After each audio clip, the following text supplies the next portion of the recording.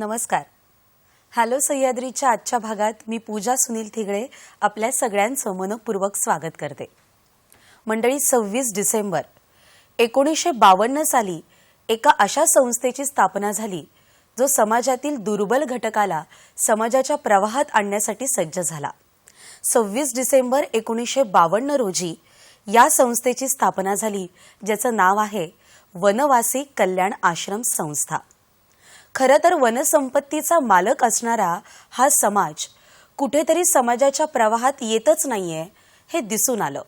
म्हणूनच याच प्रवाहाला कुठेतरी त्या समाजाला जोड द्यावी आणि या समाजाला कुठेतरी या सगळ्या प्रवाहात सक्रिय करावं या दृष्टिकोनातून एक अग्रेसर पाऊल उचललं गेलं. खरं तर या समाजामध्ये शक्ती निर्माण करण्याचं आणि नवीन ऊर्जा निर्माण करण्याचं काम या संस्थेमार्फत सुरू झालं. 26 डिसेंबर रोजी या संस्थेचा वर्धापन दिन साजरा केला जातो. आज त्याच अनुषंगानं आदिवासी म्हणजेच वनजाती, जनजाती आणि वनवासी समाज या समाजाविषयी आज आपण त्यांच्या समस्या, त्यांचे असणारे प्रश्न आणि त्यांच्याबद्दल ही संघटना कशी काम करते या संदर्भात जाणून घेणार आहोत.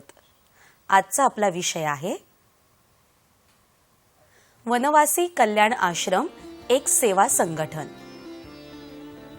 आणि या विषयावर आज आपल्याला सविस्तर मार्गदर्शन करण्यासाठी आणि या संस्थेची ओळख करून देण्यासाठी आज आपल्याला पाहुणे लाभलेत. माननीय जयंत दत्तात्रय अभ्यंकर सर, आपलं हॅलो सह्याद्री या कार्यक्रमात मनापासून स्वागत. नमस्कार. नमस्कार. सरांचा थोडासा परिचय करून देते. Visvesvaraya regional college of engineering Nagpur येथून 1984 साली सरांनी मेकॅनिकल इंजिनिअरिंग ही पदवी घेतली. सेंटर फॉर मायक्रोवेव्ह रिसर्च या केंद्र शासनाच्या संस्थेत ते वैज्ञानिक म्हणून सध्या कार्यरत आहेत. नोकरी, कौटुंबिक व्यवस्था आणि सगळ्या जबाबदाऱ्या सांभाळता आपण समाजाचंही काहीतरी देणं लागतो या दृष्टिकोनातून त्यांनी या आश्रमाची निवड केली. समाज हितोपयोगी कार्यासाठी ते सतत या संस्थेच्या अंतर्गत कार्य करत असतात. वनवासी कल्याण आश्रम संस्था या संस्थेचे ते कार्यकारिणी सदस्य आहेत आणि आज आपल्याला वनवासी या समाजाबद्दल आणि या संस्कृतीबद्दल खूप काही मार्गदर्शन करणार आहेत. सर, तुमचं पुन्हा एकदा स्वागत करते. वनवासी कल्याण आश्रम ही संस्था गेली अनेक वर्ष आपल्या भारत देशात कार्यरत आहे. सर, खरं तर या संस्थेविषयी जाणून घेण्यापूर्वी ही संस्था नक्की कोणासाठी काम करते आणि याची गरज का भासली हे तुमच्याकडून जाणून घ्यायला आवडेल. नक्कीच. जनजाती समाज जो आहे आपल्या देशातला, तो अनादी काळापासनं जंगलांमध्ये वसाहती करून राहतो आहे. त्यामुळे शहरांपासनं तो दूर असल्यामुळे शहरी लोकांना याच्याबद्दल फारशी माहितीच नसते. रामायण महाभारत काळापासनं जनजाती समाजाचे संदर्भ आपल्याला बघायला मिळतात. म्हणजे एक अगदी छोटंसं उदाहरण द्यायचं झालं तर शबरी माता, आपण नाव नेहमी ऐकतो. शबरी माता ही भिल्ल जनजातीची राजकन्या होती. हां. तर असा हा जनजाती समाज पूर्ण आपल्या देशामध्ये विखुरलेला आहे. म्हणजे अलीकडच्या इतिहासामध्ये अगदी छत्रपती शिवाजी महाराज, महाराणा प्रताप यांना सुद्धा अनेक मोहिमांमध्ये आणि अनेक कामांमध्ये जनजाती समाजाने फार मोलाचं सहयोग दिलेला आहे. खूप चांगली कामगिरी त्यांनी केलेली आहे, जी इतिहासात गडप झालेली आहे.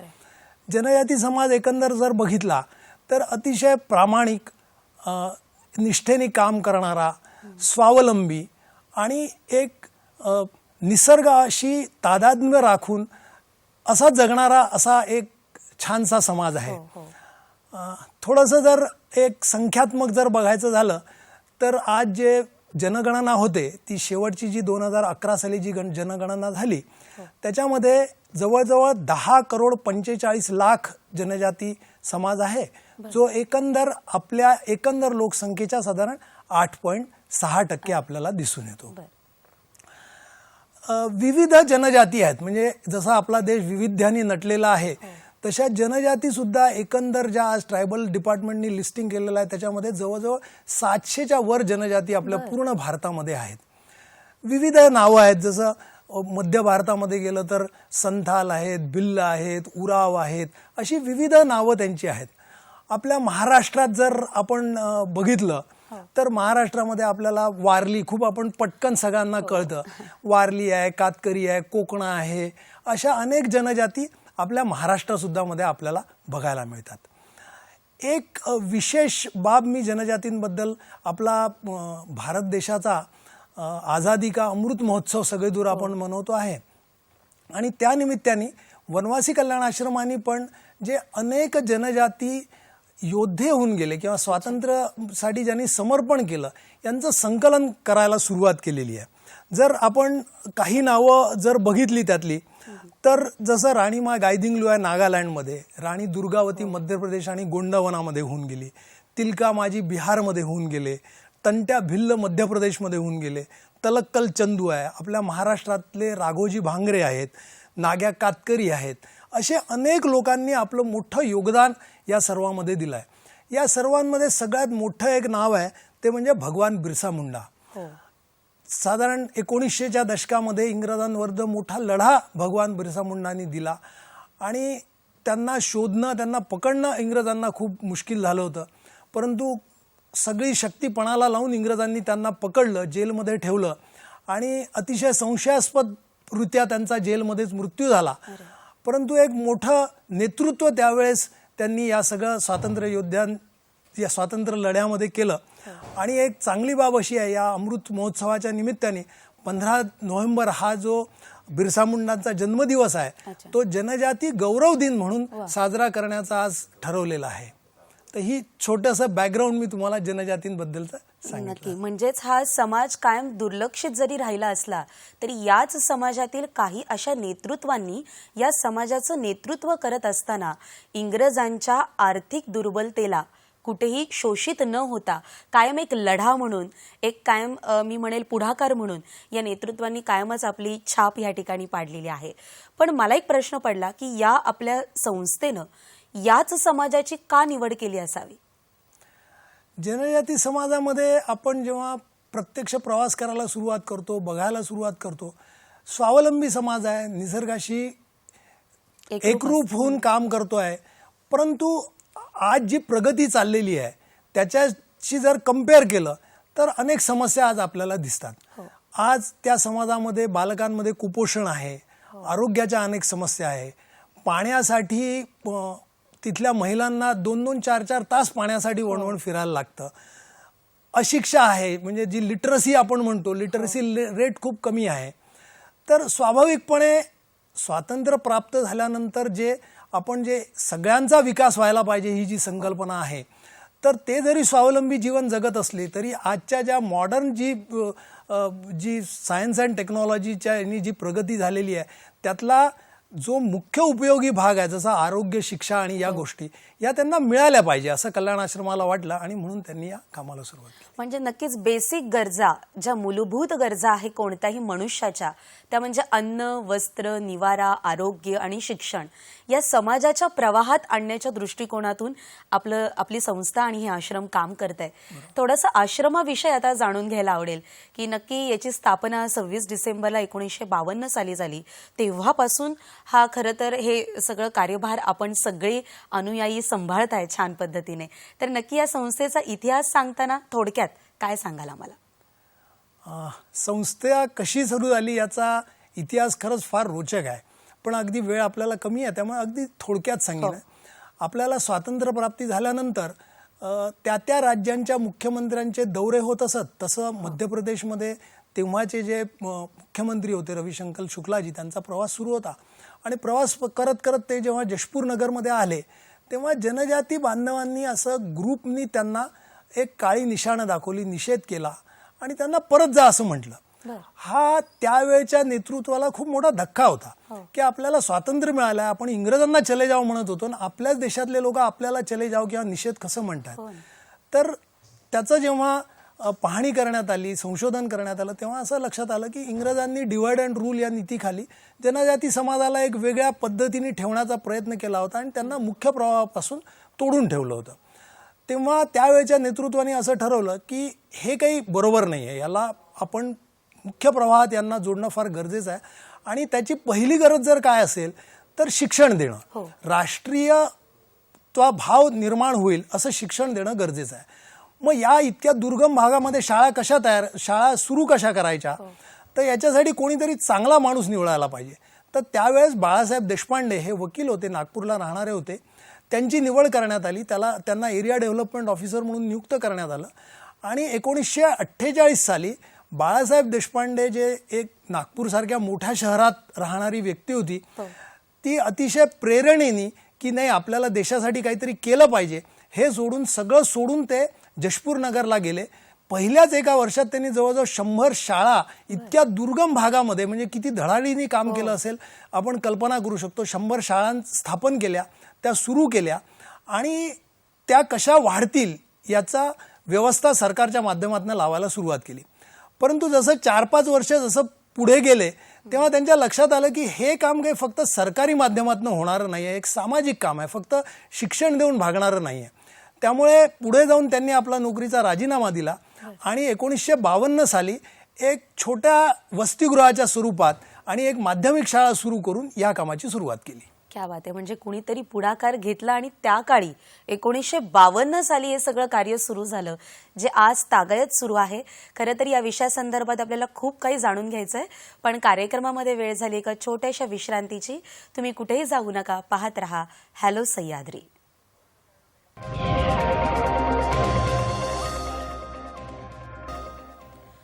वनवासी कल्याण आश्रम एक सेवा संघटन या विषयावर आज आपण चर्चा करत आहोत आणि आपल्याला आज मार्गदर्शक म्हणून लाभलेत याच संस्थेचे कार्यकारिणी सदस्य आदरणीय जयंत अभ्यंकर सर.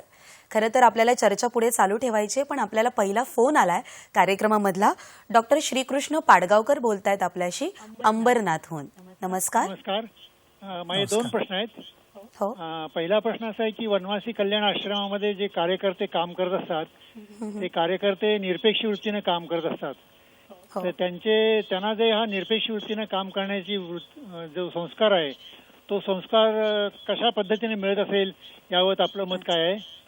आणि दुसरा प्रश्न असा आहे की या वनवासी कल्याण आश्रमामध्ये शिक्षण जे केलं जातं किंवा जे शालेय शिक्षण जे मुलांना दिलं जातं तर त्यासाठी शाळेतील मुलांना प्रवृत्त कसं केलं जातं शिक्षणासाठी. धन्यवाद. नक्की चांगले प्रश्न आहेत दोन्ही पण, आणि या संदर्भात आपल्याला जाणून तर घ्यायचंच आहे. पण सर, तुम्ही मार्गदर्शक म्हणून आज आम्हाला या संस्थेच्या तर्फे या ठिकाणी लाभलेला आहात. तुम्ही पेशाने एक इंजिनियर आहात, वैज्ञानिक आहात, पण या संस्थेशी तुम्ही कसे जोडले गेलेले आहात हे सुरुवातीला आम्हाला जाणून घ्यायला आवडेल आणि नंतर आपण या 2 प्रश्नांची उत्तरं घेऊया. ठीक आहे. मी खरं म्हणजे माझ्या आधी माझी पत्नी या कामाशी जोडली गेली. अरे वा. तिने कामाला सुरुवात केली. सुरुवातीला मी फक्त या कल्याण आश्रमातर्फे चालणाऱ्या विविध कार्यक्रमांना उपस्थिती लावणे, काही पाड्यांवर सहली जायच्या, तिथे जाणे, असं माझा सहभाग होता. परंतु 2001च्या सुमारास माणगावला एक आश्रमशाळा स्थापन करायची असं कल्याण आश्रमातर्फे ठरलं. पूर्ण शाळेची उभारणी करायची आहे, तर काही कार्यकर्त्यांची टीम तयार करण्याची सुरुवात झाली आणि त्यामध्ये मला असं सांगण्यात आलं की या टीममध्ये तुम्हाला काम करायचं आहे. आणि पहिली एक सुरुवात माझी कामाची झाली. माणगावला जाऊन आलो. मुंबईच्या कार्यकर्त्यांची मुख्यत्वे करून ती टीम होती आणि तिथनं एक प्रकारे माझी कामाला सुरुवात झाली. क्या बात आहे. म्हणजे खऱ्या अर्थानं घरातूनच कुणीतरी अजून एक काम करत होतं आणि या संस्थेत यावंसं वाटलं, हे खरं तर खूप महत्वाचं आहे. आणि त्यालाच जोडून एक प्रश्न पाडगावकर साहेबांनी आता आपल्याला अंबरनाथवरून विचारला की हे संस्कार खूप महत्वाचे असतात की समाजासाठी आपण पण काहीतरी देणं लागतो आणि निरपेक्ष भावनेनं हे सगळं करण्याची जी वृत्ती आहे ती सगळ्या तुमच्या सदस्यांमध्ये आहे. तर त्यांचा प्रश्न असा होता की हे कुठून नक्की संस्कार केले जातात, याबद्दलचं काही शिबिर वगैरे आयोजित केलं जातं. कल्याण आश्रमाशी कार्यकर्ते विविध प्रकारे जोडले जातात. खरं म्हणजे कल्याण आश्रम काही संस्कार देणारी संस्था नाही आहे. संस्कारित कार्यकर्तेच कल्याण आश्रमामध्ये येतात, कारण एक सेवाभावी करायचं काम असतं, आपला वेळ द्यायचा असतो, आपला जो काय समर्पण करायचं असतं. तर त्यामुळे ज्या व्यक्तीला मनापासून आतून वाटतं तो हळूहळू या कार्याशी जोडला जातो आणि मग एकदा तो जोडला गेला की तो नक्की घडत जातो. म्हणजे कल्याण आश्रमाची कार्यपद्धती अशी आहे की आमच्या लोगोमध्ये तू मैं एक रक्त असं एक लोगोमध्ये दिलेलं आहे. म्हणजे काय, तर जनजाती आणि आपण हे बंधुभावाने काम करणार आहोत. म्हणजे ही ज्याला एक इंग्रजांच्या पद्धतीने चॅरिटेबल इन्स्टिट्यूशन जसं म्हणतात तसं नाही आहे. ही स्वयंसेवी संघटना आहे. तर हाच तू मैं एक रक्त या भावनेने काम करणं हाच आपला संस्कार आहे. क्या बात आहे. आणि तो मला असं वाटतं चांगल्या भावनेतून आणि चांगल्या विचारांमधून येत असतो. आणि तो नक्कीच एक पुढाकार घेऊन नुसताच विचार न करता कुठेतरी ग्राउंड लेवलला उतरून ते काम करावं लागतं आणि हाती घ्यावं लागतं. अजून एक प्रश्न त्यांनी विचारला की या सगळ्या समाजाला विशेषतः लहान मुलांना शाळेच्या प्रवाहात आणण्यासाठी त्यांना कशा पद्धतीने प्रवृत्त केलं जातं? छान प्रश्न आहे. म्हणजे थोडंसं मी माणगाव आश्रम शाळेविषयी सांगेन, म्हणजे तुमच्या प्रश्नाचं आपोआपच त्याच्यात उत्तर दिलं जाईल.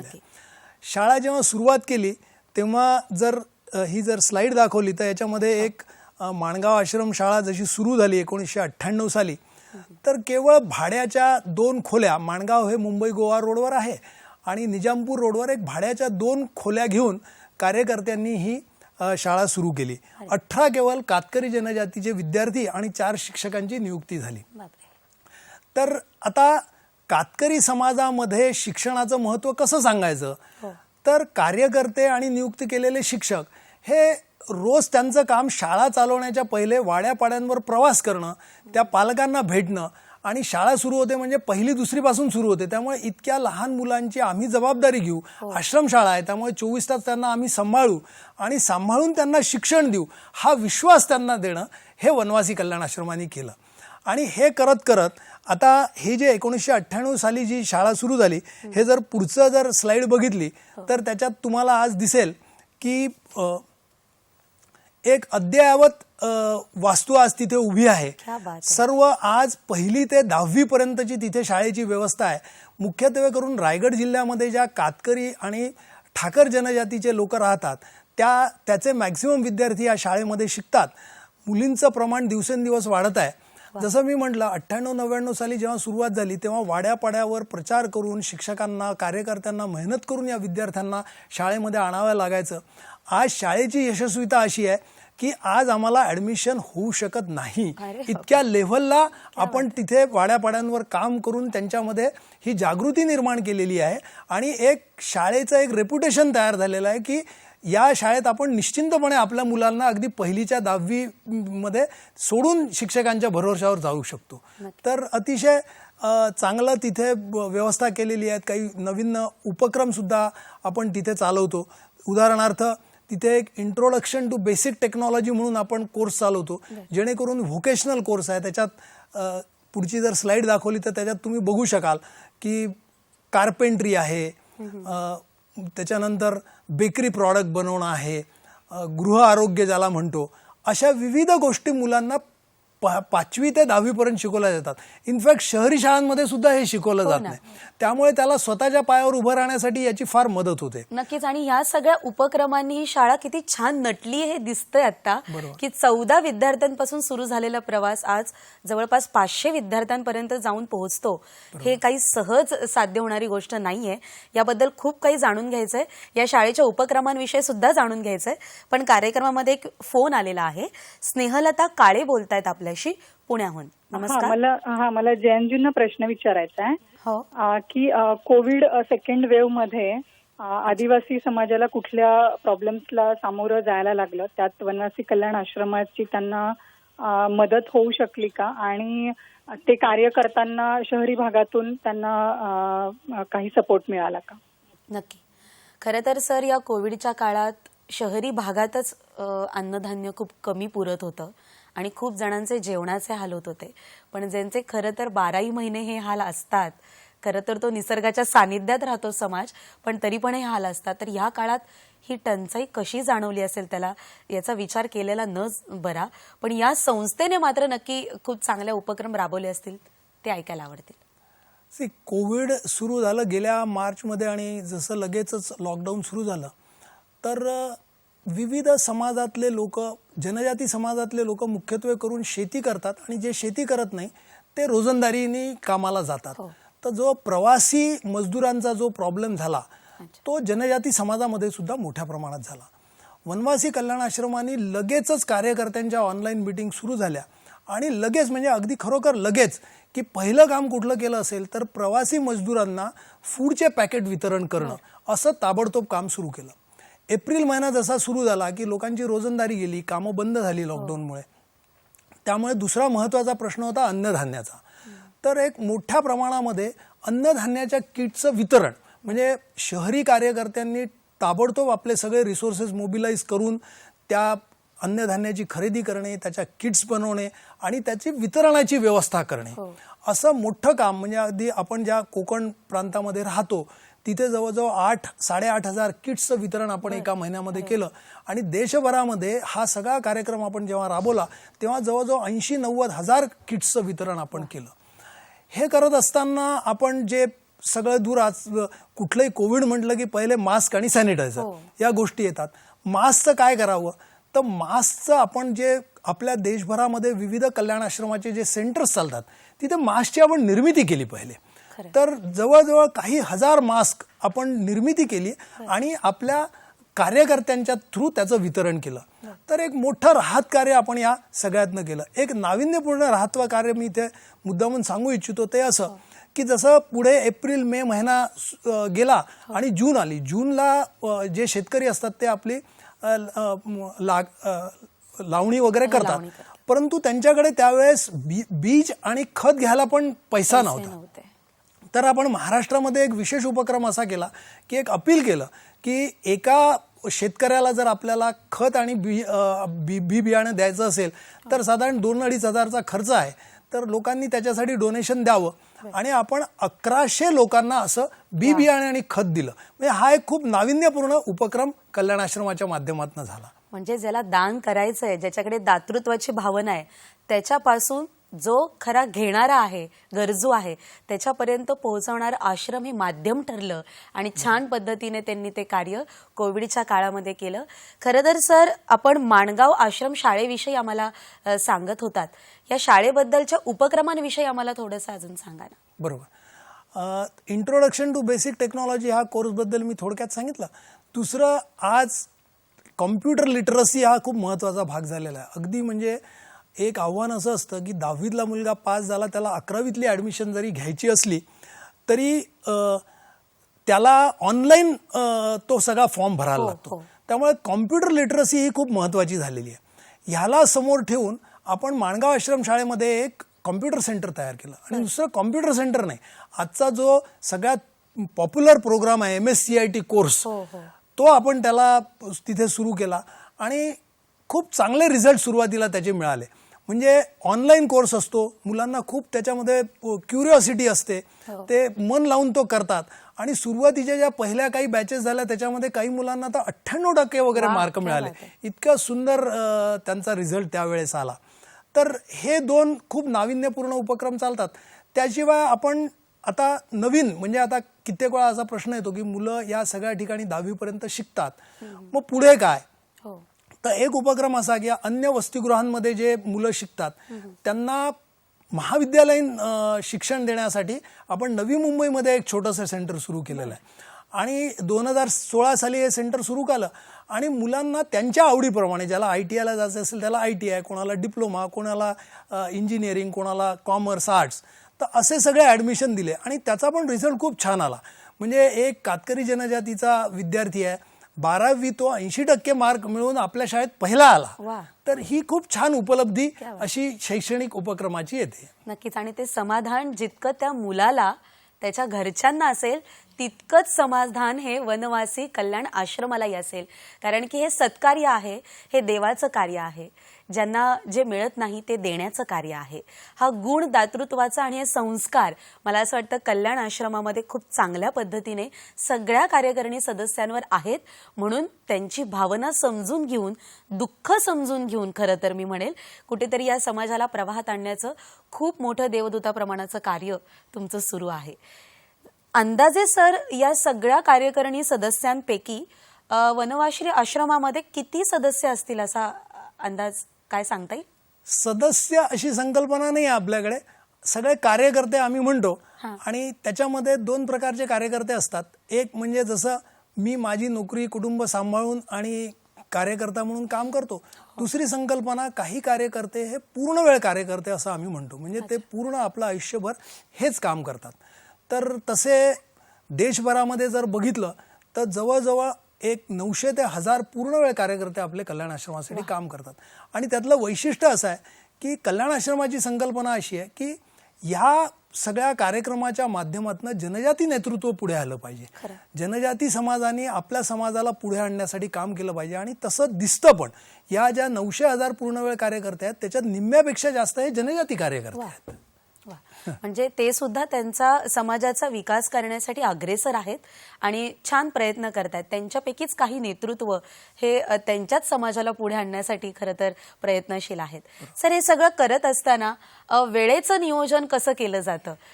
एक समाजकार्य म्हणून आपण खरं तर आवड प्रत्येकालाच असते, इच्छा प्रत्येकाला असते, पण कृती मात्र ती घडत नसते. या वनवासी कल्याण आश्रम संस्थेमध्ये वेळेचं नियोजन हे सगळे सदस्य कार्यकर्ते कसं करतात? खरं म्हणजे वेळ सगळ्यांसाठी 24 तास असतो. आपल्याला प्रायोरिटी ठरवायची असते. म्हणजे जेव्हा माणूस प्रायोरिटी ठरवतो तेव्हा तो हे काम करू शकतो आणि ते सहजपणे करू शकतो. आणि एखाद्या कुटुंबाने जर ही आपली प्रायोरिटी जर ठरवली तर ते अजूनही सहज असं मी म्हणू शकतो. आणि कल्याण आश्रमाचं काम कार्यकर्ता म्हणून जेव्हा आपण करतो तेव्हा तो काही असा नोकरीसारखा 9 to 5:30 वाला जॉब नसतो. ज्याला ज्या पद्धतीने आणि जेव्हा वेळ मिळेल तसं तो त्या पद्धतीने ते काम करू शकतो. म्हणजे एक कल्याण आश्रमाची वैशिष्ट्य असं आहे की कल्याण आश्रम ही एकमेव संस्था अशी आहे की जी बहुआयामी आहे. म्हणजे काही संस्था फक्त आरोग्य हा विषय घेऊन काम करतात, काही फक्त शिक्षण हा विषय घेऊन काम करतात.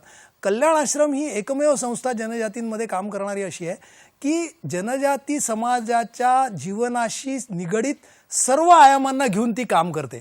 त्यामुळे एखाद्या व्यक्तीला जर असं वाटलं की मला नुसतं जनजाती गावामध्ये जाऊन त्यांना भेटून यायचं आहे तर हे सुद्धा एक काम आहे. आणि तो वेळ मात्र काढावा लागतो आणि ते तेव्हाच काढला जातो. खरं तर त्याबद्दलची आवड ज्याला असते तोच त्याची निवड करतो.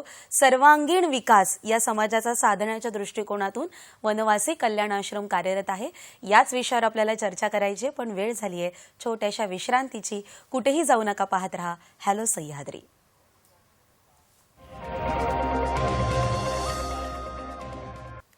आदिवासी समाजासाठी काम करणारी वनवासी कल्याण आश्रम एक सेवा संघटन, या विषयावर आज आपण चर्चा करतोय. जयंत अभ्यंकर सर आपल्या सोबत आहेत. ब्रेकला जाण्यापूर्वी आपण या समाजाच्या सर्वांगीण विकासासाठी ही संस्था कशी काम करते याबद्दल जाणून घेतलंय. पण या सर्वांगीण विकासामध्ये जे 2 महत्त्वाचे मुद्दे येतात ते म्हणजे खरं तर या समाजाचं आरोग्य आणि क्रीडा विषयक असणारी यांची रुची, किंवा आपण म्हणूयात क्रीडा क्षेत्रात यांनी केलेलं काम किंवा संस्थेने केलेली कार्य, याबद्दल सर ऐकायला आवडेल.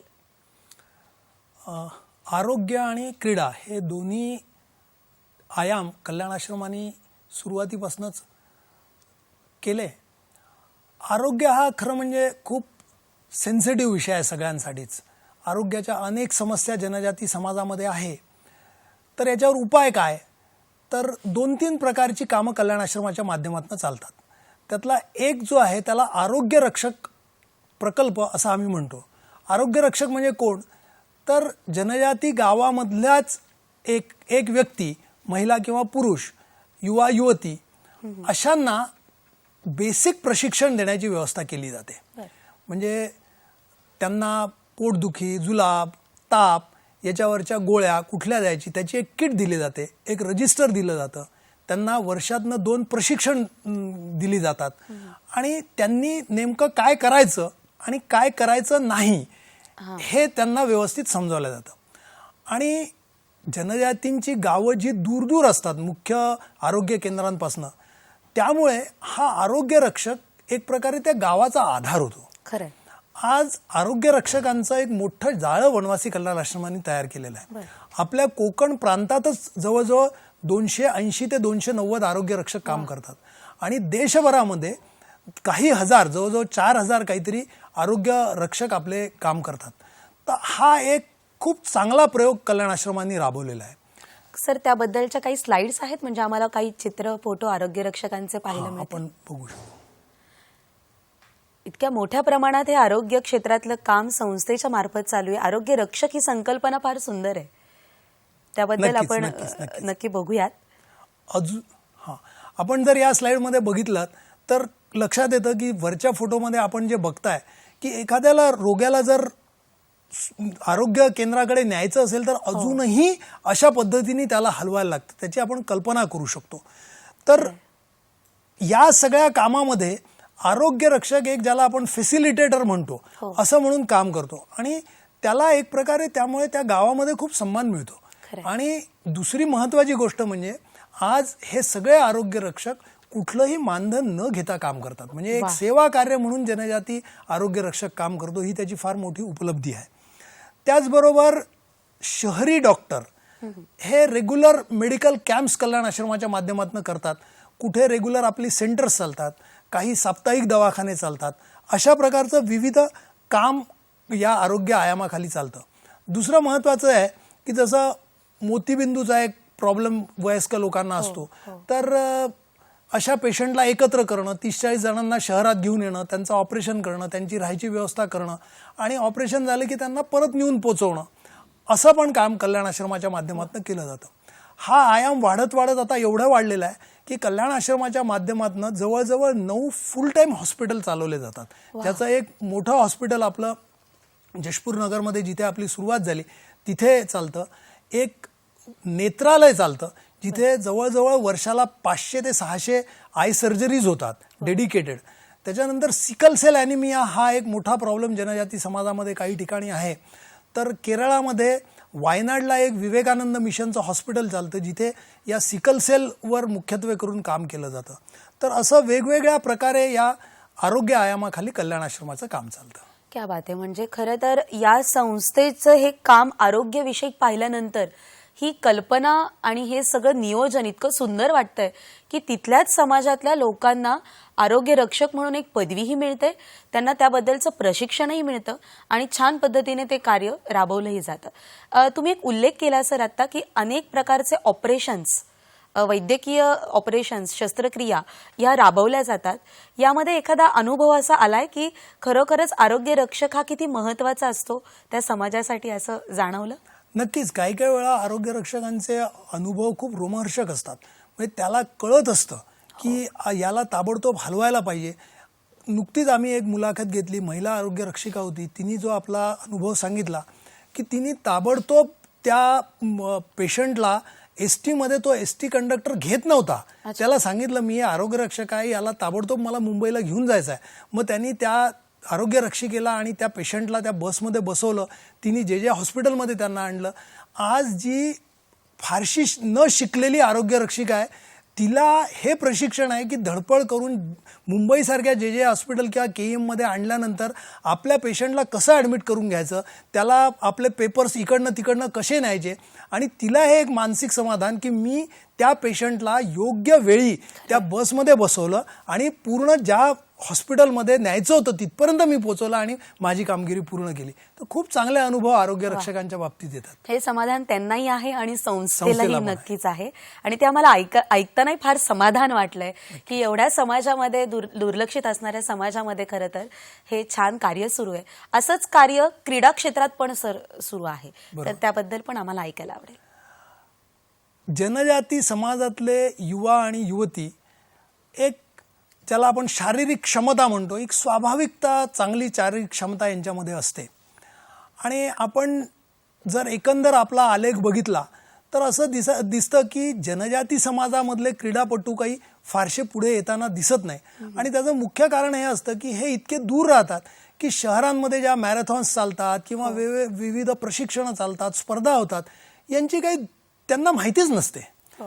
तर याच्यावर कार्यकर्त्यांनी चिंतन केलं, विचारविनिमय केला आणि एक असं ठरवलं की केवळ जनजाती युवा युवतींसाठी आपण एक स्वतंत्रपणे क्रीडा स्पर्धा घेऊ शकतो का. आणि 88 साली मुंबईमध्येच अशी पहिली क्रीडा स्पर्धा घेतली गेली. कांदिवलीच्या स्पोर्ट्स कॉम्प्लेक्समध्ये ही क्रीडा स्पर्धा झाली आणि त्याच्यामध्ये सुरुवातीला 365 प्लेयर्स तिथे आले होते.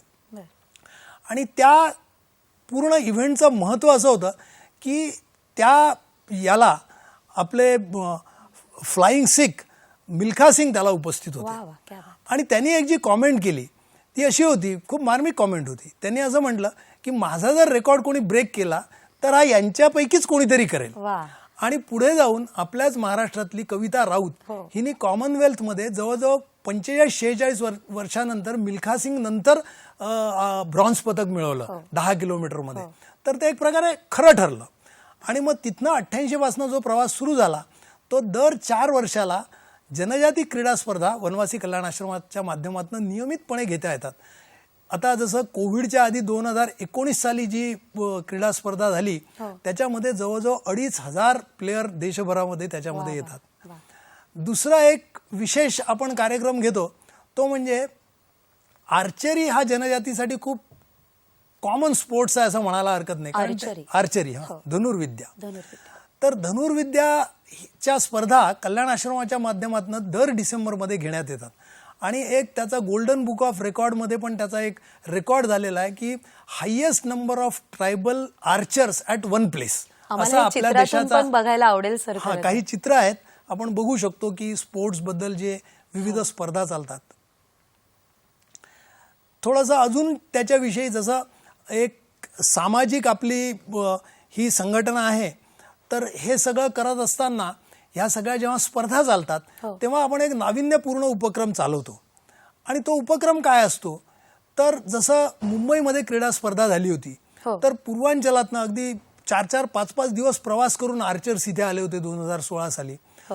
तर एक नाविन्यपूर्ण उपक्रम असा करतो की शहरी जे कार्यकर्ते असतात त्यांनी आपल्या घरनं 4-5 जणांचा डब्बा घेऊन यायचा आणि सहभोजन करायचं. तर हा खूप नवीनच उपक्रम सगळ्यांना बघायला मिळतो की 1000 जण असे बसलेल्या मैदानावर 10-10चे गट करून. आणि जसं मुंबईने त्यावेळेस जर आयोजन केलं असेल तर मुंबईचे कार्यकर्ते होस्ट आहेत आणि देशभरातले म्हणजे अगदी काश्मीरपासून कन्याकुमारीपर्यंत आणि इकडे पूर्वांचलापासून गुजरातपर्यंत सगळ्या देशाचं एकत्रीकरण तिथे बघायला मिळतं आणि सगळे एकत्रित तिथे भोजन करतात.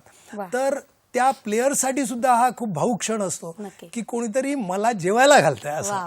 हा एक नाविन्यपूर्ण उपक्रम. आणि हेच तर खरं श्रेय आहे की या समाजाला आपण या घटकांमध्ये आता समावेश करून घेतोय जो इथून पाठीमागे कधी झालेला आपल्याला दिसला नाही.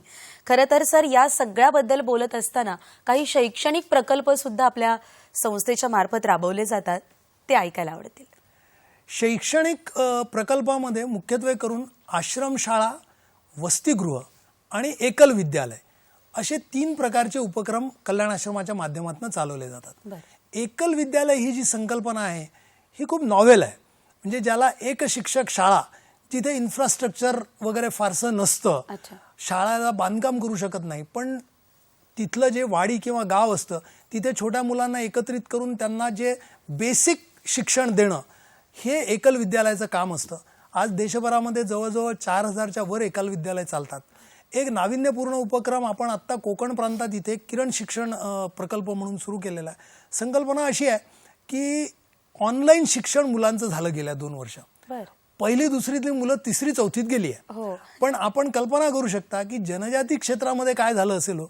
ऑनलाईन खरोखर झालं असेल का तर काहीच झालं नाही आहे. मग जी मुलं आज 3री 4थीत गेली आहे त्यांना अजून अबकडं पण किंवा 1-2 पण येत नाही.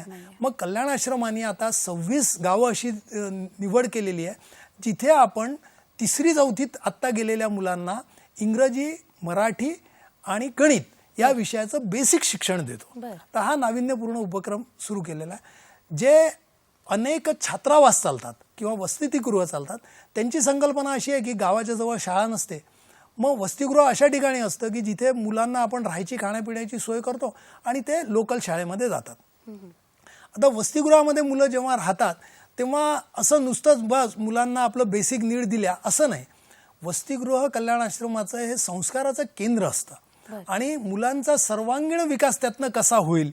अगदी सकाळी उठल्यापासनं योगासनं, सूर्यनमस्कार, देशभक्तीपर गीतं, वर्तमानपत्राचं वाचन, असं सगळ्या गोष्टी, काही नेतृत्व गुण विकास, खेळाच्या स्पर्धांमध्ये भाग घेणं, असं सगळं आपलं त्या वसतिगृहांवर केलं जातं. आणि नक्कीच या सगळ्या प्रकल्पांमुळे आजकालच्या समाजातील मुलांमध्ये नक्कीच एक आत्मविश्वास पेरला गेलेला आपल्याला दिसून येत असेल आणि याच आत्मविश्वासाच्या जोरावर ते गगन भरारी घेताना आपल्याला काही काळातच आत्ताही दिसत आहेत, इथून पुढेही दिसत राहतील.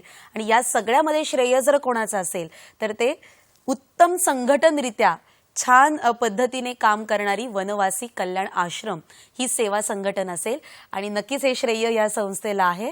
मला एक गोष्ट मात्र आत्ता विचारावीशी वाटते जी माझ्यासाठी आणि सगळ्या प्रेक्षकांसाठी फार महत्त्वाची आहे.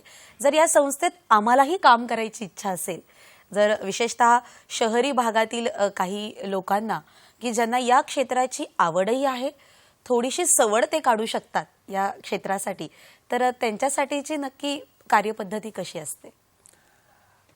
कल्याण आश्रम एक स्वयंसेवी संघटना आहे. इंग्रजीमध्ये ज्याला व्हॉलंटरी ऑर्गनायझेशन म्हणतात, अशी ऑर्गनायझेशन आहे.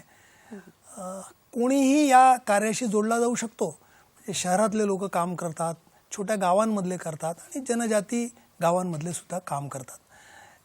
खास करून मी शहरी लोकांसाठी एक गोष्ट सांगू इच्छितो की शहरी लोकांना, ज्या लोकांना काम करायची इच्छा असते, त्यांच्यासाठी कल्याण आश्रम विविध उपक्रम विविध शहरांमध्ये चालवतं. त्यातला एक छोटासा उपक्रम असतो ज्याला आम्ही वनयात्रा म्हणतो.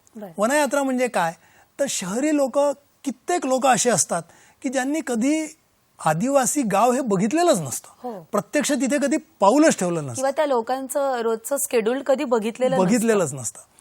तर जनजाती गावांमध्ये प्रत्यक्ष जाणं, त्यांच्याबरोबर बसणं, त्यांच्याबरोबर भोजन करणं, गप्पा मारणं, हा जो आनंद असतो तो घेण्याची संधी कल्याण आश्रम देतं आणि त्याच्यासाठी वनयात्रांचं आयोजन करतं. आता या वनयात्रा जेव्हा निघतात तेव्हा सगळ्या लोकांना एक लक्षात येतं की भारतीय संस्कृती आपण ज्याला म्हणतो ती जर कोणी जतन केली असेल तर आज जनजाती समाजाने केलेली आहे. एक छोटंसं उदाहरण सांगू इच्छितो, म्हणजे तुम्ही विचारलेल्या प्रश्नाला पुन्हा येईन, पण छोटंसं एक मला सांगावं असं वाटतं उदाहरण की आम्ही एक मोकाशीपाडा म्हणून एक गाव आहे छोटंसं, तिथे काही कार्यकर्ते 8-10 गेलो होतो. एक रात्र तिथे निवास करायचं असं ठरलं होतं आणि प्रत्येकाच्या 2-2 जणांच्या व्यवस्था त्या घरामध्ये झाल्या होत्या. अगदी चुलीजवळ बसून जेवणाचा आनंद असा घेतला. रात्री मंडळींनी तिथे जे छोटंसं मंदिर आहे तिथे भजनाची व्यवस्था केली होती. आणि परत जाताना एक जो विलक्षण अनुभव आला तो असा की घरातल्या सगळ्या मंडळी पाया पडायला लागले. तर आम्हाला कळत नाही, अगदी एखादी म्हातारी आजी असेल तरी ती सुद्धा पाया पडायला लागली. तर का, तर त्यांचं म्हणणं की अतिथी देवो भव हे आहे, तुम्ही अतिथी आहात. तर हा जो संस्कार किंवा संस्कृती त्यांनी जतन केलेली आहे ही खरं म्हणजे आज शहरात सुद्धा बघायला मिळत नाही. हा एक फार सुंदर अनुभव आहे. आणि कल्याण आश्रमाशी जोडायला तर जसं म्हटलं सुरुवात करायची असते. महानगरांमध्ये कार्यकर्त्यांच्या बैठका चालतात, दर महिन्याला एक बैठक होते. तुम्ही जर तिथे कार्यकर्त्याच्या संपर्कात आलात तर त्या बैठकीमध्ये विविध काय कार्यक्रम उपक्रम पुढे चालणार आहेत याची चर्चा होते. कल्याण आश्रमाचं काम हे संपूर्णतः समाजाच्या आधारावर चालतं. म्हणजे आर्थिक जो भार असतो तो समाज उचलतो. तर त्यामुळे देणग्या देण्याची लोकांची इच्छा असते. आज लोक शोधतात की कुठली चांगली संस्था आहे जिथे मी देणगी देऊ शकतो. कित्येक वेळा लोकांना हे समाधान असतं की मी वेळ देऊ शकत नाही आहे, पण तुम्ही मला सांगा की एका मुलाचा खर्च किती आहे शिक्षणाचा, किंवा एखाद्या आरोग्य प्रकल्पामध्ये एका आरोग्य रक्षकाला मी काय मदत करू शकते, औषधं कशी उपलब्ध करून देऊ शकतात, किंवा खेलकूदमध्ये जे मुलं विद्यार्थी पार्टिसिपेट करतात त्यांना शूज घेऊन देणं, इस्पेशली आर्चरी इक्विपमेंट घेऊन देणं, त्याच्या प्रशिक्षणाची व्यवस्था करून देणं, या सगळ्यामध्ये नगरीय समाज मोठ्या प्रमाणात याला सपोर्ट करू शकतो आणि सहभागी होऊ शकतो. म्हणजे एक छोटंसं खेलकूदबद्दलचं उदाहरण सांगतो. ज्ञानेश्वर मोरगा म्हणून आपला इथे विक्रमगड जवळ राहणारा आहे. आम्ही त्याच्या घरी जेव्हा गेलो तेव्हा त्याच्या घरामध्ये पदकं ठेवायला जागा नाहीये. त्या मुलाला मॅरेथॉनमध्ये जवळजवळ 250 ते 300 पदकं मिळाली आहे. पण त्याला सुरुवात कशी झाली तर एखाद्या मॅरेथॉनला, म्हणजे जसं स्टँडर्ड मॅरेथॉनला त्याला रजिस्टर करायला लागतं, ऑनलाईन फी भरायला लागते. तर आमचे एक कार्यकर्ते आहेत सतीशजी चव्हाण म्हणून, त्यांनी त्याला मदत केली, त्याला रजिस्ट्रेशन करून दिलं. तर अशा अनेक प्रकारे आपण कार्यकर्ते म्हणून मदत करू शकतो. या म्हणजे आरोग्य आहे, शिक्षण आहे, खेलकूद आहे, अनेक लोकांना लिखाण करायची आवड असते, अभ्यास करायचा आवड असतो. तर विविध प्रकारे आपण याच्याशी नक्कीच, म्हणजे या समाजाचा सर्वांगीण विकास घेण्याचं ध्येय मनाशी बाळगून हे सगळे कार्यकर्ते वनवासी कल्याण आश्रमाच्या मार्फत अतिशय सुंदर आणि वाखाणण्याजोगं कार्य करतात. जाता जाता अगदी 30 ते 40 सेकंदामध्ये सर काय सांगाल? कल्याण आश्रमाशी जोडून काम करणं हे खूप समाधानकारक आहे, म्हणजे आणि आनंददायी आहे. आणि आपल्या देशामध्ये जर सगळ्यांचा विकास आपल्याला एकत्रितपणे बघायचा असेल तर एक जे आपण म्हणतो की ग्रामवासी, नगरवासी, वनवासी, हम सब भारतवासी, वा वा, हे जर सिद्ध करायचं असेल तर सर्व मंडळींनी एकत्र जोडून हे काम केलं पाहिजे असं मला मनापासून वाटतं. नक्कीच, आणि ही प्रेरणा आज तुमच्यापासून आम्हाला मिळाली. तुम्ही इथे उपस्थित झालात त्याबद्दल दूरदर्शन सह्याद्री वाहिनीतर्फे आपल्याला मनापासून धन्यवाद. तुम्हाला आजचा आमचा कार्यक्रम कसा वाटला हे आमच्यापर्यंत नक्की पोहोचवा. त्यासाठीची आमची सोशल मीडियाची माध्यमे आहेत. फेसबुकवरून आपण संपर्क साधू शकता, आम्हाला मेल करू शकता hellosahyadri20@gmail.com वरून. ट्विटर हँडल आमचा आहे @DD सह्याद्री, आणि यूट्यूबवर सुद्धा तुम्ही आम्हाला किंवा हा कार्यक्रम पुन्हा एकदा पाहू शकता. जाता जाता आश्रम आणि कल्याण आश्रम संस्थेसाठी एवढंच म्हणेल आणि कार्यक्रम थांबवेल की बन सहारा बेसहारों के लिए, बन किनारा बेकिनारों के लिए. बन सहारा बेसहारों के लिए, बन किनारा बेकिनारों के लिए. जो जिए सिर्फ अपने लिए तो क्या जिए, जी सको तो जियो हजारों के लिए, जी सको तो जियो हजारों के लिए. मनापासून धन्यवाद. धन्यवाद.